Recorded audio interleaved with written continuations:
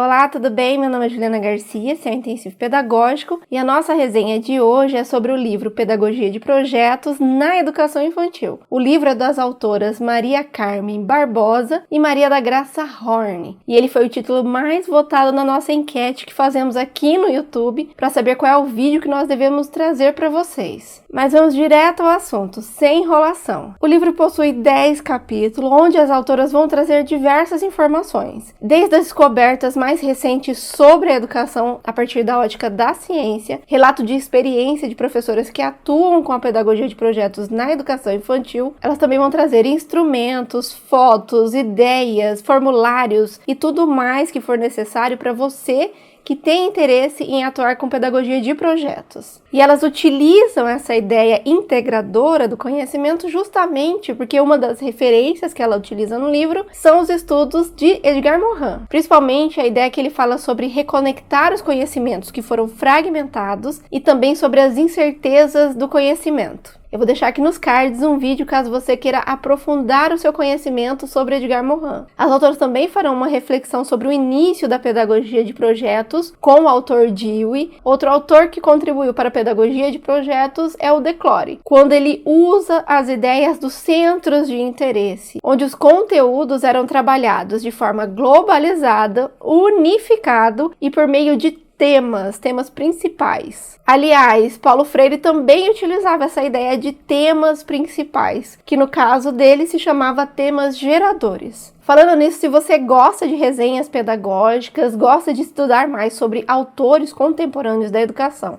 e também legislação educacional, não se esqueça de curtir esse canal, acionar o sininho, porque a gente tem conteúdo inédito toda semana. Mas voltando ao assunto, durante o livro, as autoras também vão fazer a diferenciação sobre a lógica que era utilizada pela educação mais antiga, antes das ciências da educação, e a educação que ocorre agora, de forma mais atual, ou principalmente as ideias que ocorrem hoje. Essa ideia mais antiga de educação, uma educação tradicional, segundo as autoras, vão ter aquelas características que todos nós conhecemos. A ideia de que a aprendizagem ocorre por memorização, que a criança não possui uma inteligência antes de ter contato com um professor. A educação ela é ritualística, ela segue passos e a repetição é o carro-chefe. O professor, ele só transmite, a única função do professor. E pior ainda, a educação não precisa estar relacionada nem com o contexto onde a criança vive e nem com a época onde ela nasceu. É como se todas as crianças, independente da época, gostassem e se interessassem pelas mesmas coisas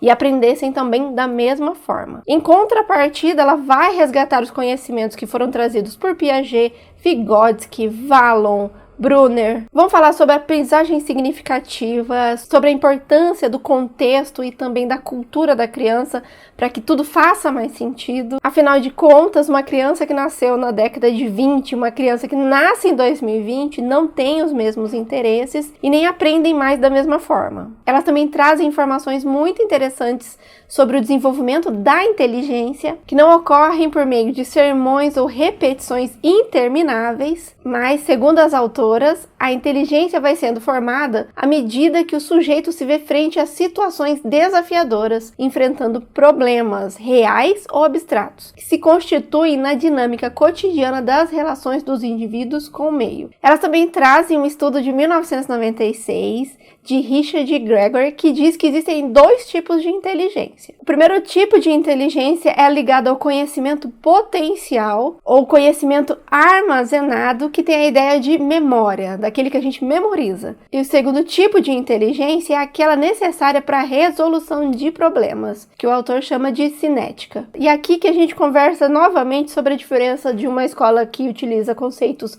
anteriores à ciência e escolas mais atuais. A escola anterior ainda está focado em só um tipo de inteligência, a memorização, quando ela poderia estar nos ajudando a entender como é que a gente resolve tudo o que vai acontecer na nossa vida. Após essa primeira introdução, as autoras vão começar a discutir ou aprofundar as ideias principais sobre pedagogia de projetos. Ou seja, o que é de fato pedagogia de projetos. Para começar, é muito importante a gente ter em mente que desde muito pequeno nós criamos projeto. Seja projeto de vida, projeto de reforma da casa, projeto de viagem ou mesmo um projeto do futuro. Qual profissão eu quero ter e qual é o caminho que eu vou percorrer até conseguir atuar nessa profissão. Ou como diz Machado, projetar é um dos traços mais característicos da espécie humana, pois a vida é um projeto em permanente atualização. Por essa razão e dentro dessa lógica é que as autoras vão trazer as definições do que elas acreditam ser projeto ou pedagogia de projeto. Enfim, segundo as autoras, é uma ação intencional planejada coletivamente, que tenha alto valor educativo, com uma estratégia concreta e consistente, visando a obtenção de determinado alvo, um objetivo. Então ela precisa ter um objetivo. É um plano de trabalho ordenado e particularizado para seguir uma ideia ou um propósito, mesmo que vago. E por último, elas vão dizer que é um plano de ação intencionado que potencializa a capacidade de avaliar o futuro a quem o propõe ou vive, que, por antecipar-se na consciência e ter como base o passado e o presente, oferece consequentemente capacidade metodológica para a escolha dos meios necessários para a concreta realização do plano. Veja que todas as citações têm a ideia de um plano, de um ideal, de um propósito que eu quero atingir e do caminho que eu vou percorrer para chegar até esse propósito. Veja que essa explicação ela é muito similar à ideia de aprendizagem, que é um caminho que nós percorremos do presente, de onde nós estamos, até o futuro potencial, até o nosso objetivo. Além da definição sobre o projeto, explicar para nós em termos pedagógicos o que é um projeto, elas também vão trazer algumas vantagens, ou porque esse modelo dá tão certo nas escolas que escolhem esse tipo de metodologia. Segundo as autoras, a pedagogia de projetos faz com que os alunos pensem, reflitam, reintegrem o conhecimento que foi fragmentado, ou seja, eles conseguem conectar as informações e verificar sentido em tudo que está ocorrendo. Ele ensina também de uma forma relacional, utiliza múltiplas linguagens, ele oferece um papel de protagonista para o aluno e ele também gera interesse, ele faz com que os alunos se engajem no próprio processo de aprendizagem, além de desenvolver uma infinidade de habilidades muito importantes para o mundo atual, para o século XXI. As autoras também vão trazer durante o livro várias características em comum que elas veem nos projetos que elas verificaram ou que elas estudaram. E essa lista de características ela é bem grande, mas nós vamos citar algumas informações rapidamente. Então, a pedagogia de projetos vai acontecer a partir do mundo real, de problemas que as crianças identificam. Pode ocorrer de forma concomitante, ter mais de um projeto, ter projetos que são individuais e outros projetos coletivos. Não existe um único modelo de projeto ou uma única forma de projeto, existem múltiplos projetos com características diferentes. O planejamento, estratégias, recursos não são fixos, não são engessados, eles são maleáveis para acompanhar o caminho de aprendizagem. Então eu identifico, estou sempre planejando e verificando o que é necessário naquele momento. É por isso mesmo que os tempos são variáveis, os ambientes são variáveis e tudo mais é variável. Como o foco está no processo, como o foco está no caminho, tudo pode mudar dependendo do que acontece em meio ao projeto. É por isso também que a lógica de 50 minutos, fechados, inflexível, ela não comporta ou ela dificulta a ideia de projeto. As autoras também falam que é uma característica do projeto ser uma construção coletiva, porque envolve crianças, professores, gestores, os pais, a comunidade. Ela é cooperativa, ela é não linear, ela não ocorre de uma única forma por um único caminho. Identifiquei que há necessidade de uma integração de novos caminhos. Nós fazemos essa reorganização da aprendizagem e é justamente dentro dessa lógica que as autoras vão trazer uma ideia de concomitância ou de processos antagônicos. Ou nas palavras das autoras, a proposta de trabalho com projetos possibilita momentos de autonomia e de independência, momentos de cooperação do grupo sobre uma autoridade mais experiente e também de liberdade, momentos de individualidade e de sociabilidade, momentos de interesse e de esforço, momentos de jogo e de trabalho, como fatores que expressam a complexidade do fato educativo. Então veja que não é linear e ela possibilita a aprendizagem de várias crianças porque ela passa por caminhos diferentes, e isso acaba ampliando a possibilidade de todo mundo aprender. Outra informação que é bem importante é que dentro desse contexto novo, baseado em experiências científicas, também há um novo papel para o aluno e para o professor. Ou nós vemos o aluno e o professor de forma diferente da educação tradicional. Segundo as autoras, o aluno não é aquela pessoa sem inteligência até o contato do professor. Muito pelo contrário.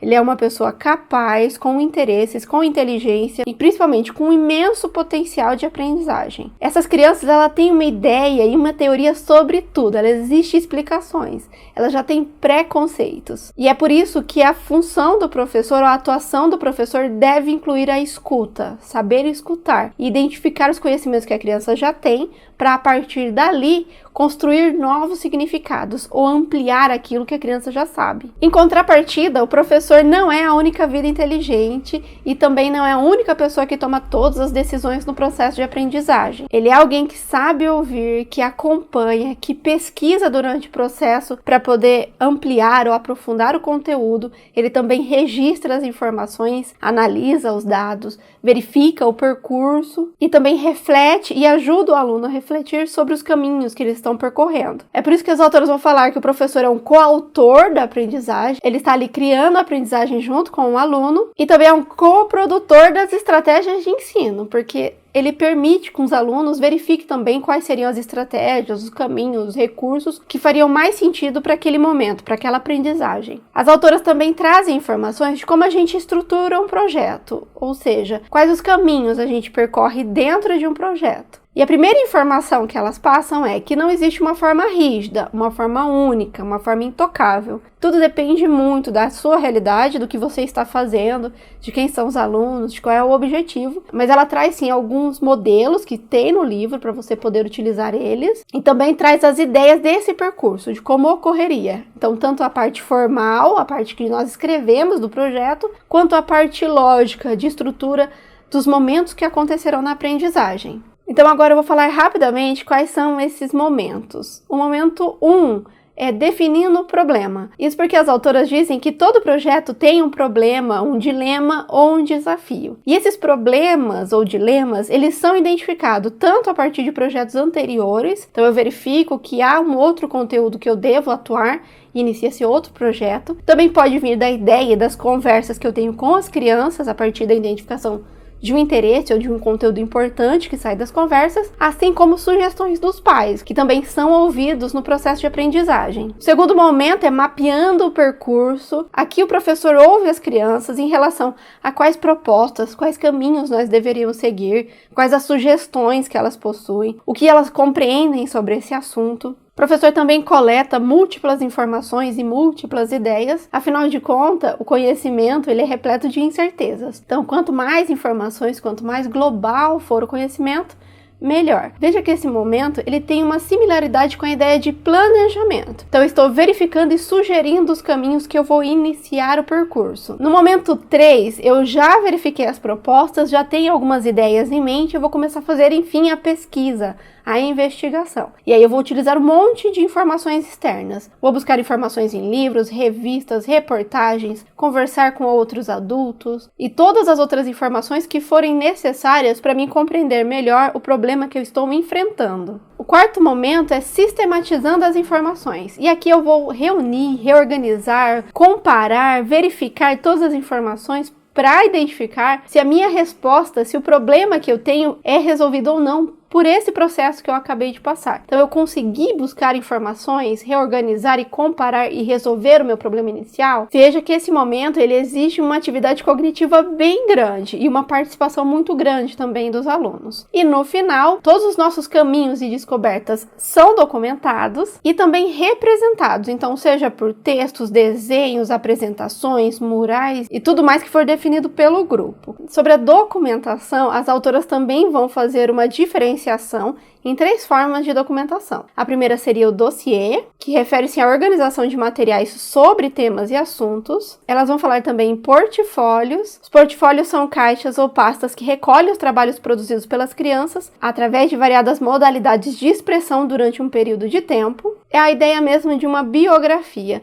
Na prática, as escolas utilizam ou um CD, um pendrive ou alguma coisa em que relate toda essa história da criança durante um período de tempo. E aí esse relato bibliográfico são encaminhados aos pais para que eles possam também participar e entender a caminhada do filho. Para finalizar, a apresentação ou o comunicado, onde as crianças vão apresentar toda a sua produção e tudo que elas descobriram para outras pessoas. Eu documento com um fim, com uma finalidade e depois eu apresento. Veja que a aprendizagem ela sempre tem uma ideia de utilidade. Eu aprendo para resolver um problema que é real, eu apresento para pessoas que são reais, eu compartilho com pessoas que são reais. Em outro capítulo, as professoras vão falar sobre características dos projetos que acontecem na creche e projetos que acontecem na pré-escola. Segundo as autoras, a creche, ou o momento que ocorre dos 0 aos 3 anos, a criança passa primeiro por um processo que é mais instintivo e reflexivo, ou seja, o momento de pegar as coisas, de perceber o que é e o que não é. E depois desse primeiro momento, ele começa a ser um momento de descoberta do espaço, descoberta do ambiente. E é justamente por isso que elas dizem que os projetos com bebês têm seus temas derivados basicamente da observação sistemática, da leitura que a educação realiza do grupo e de cada criança. Já na pré-escola, as crianças já têm esse conhecimento do ambiente e tudo que os cerca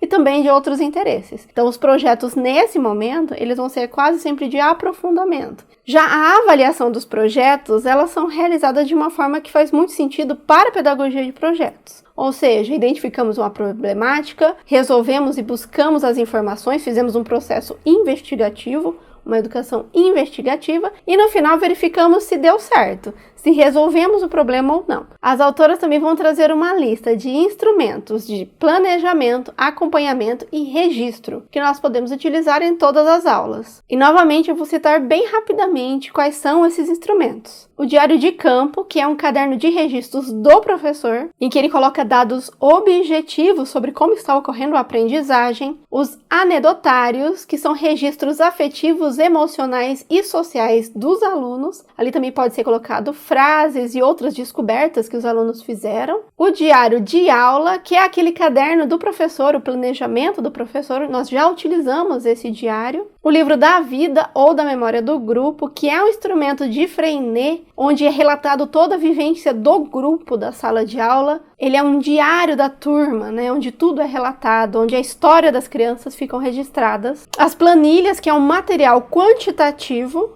As entrevistas, debates ou conversas. A autora também fala em relatórios, que são narrativos de acompanhamento das crianças e relatórios narrativos de estudos realizados. E nesses dois relatórios são incluídos imagens, fotos, recursos e tudo mais que for coletado durante o caminho. Ela também fala em autoavaliação, que é feito pelas crianças durante as entrevistas, trabalhos de integração e consolidação do conhecimento, coleta de amostras de trabalho, seleção de materiais significativos, fotografias e gravações em vídeo e em som, depoimentos de pais, comentário dos colegas. No último capítulo, as autoras ainda vão falar sobre a pedagogia que acontece na Reggio Emílio, que é uma forma de educação totalmente inovadora e também valorizada em todo o mundo. Então, elas vão abordar seus princípios, os principais conceitos, vão falar sobre a ideia de pedagogia sistêmica, aquela que vê o todo, que não é fragmentada, vão falar sobre a importância dos espaços escolares, também vão citar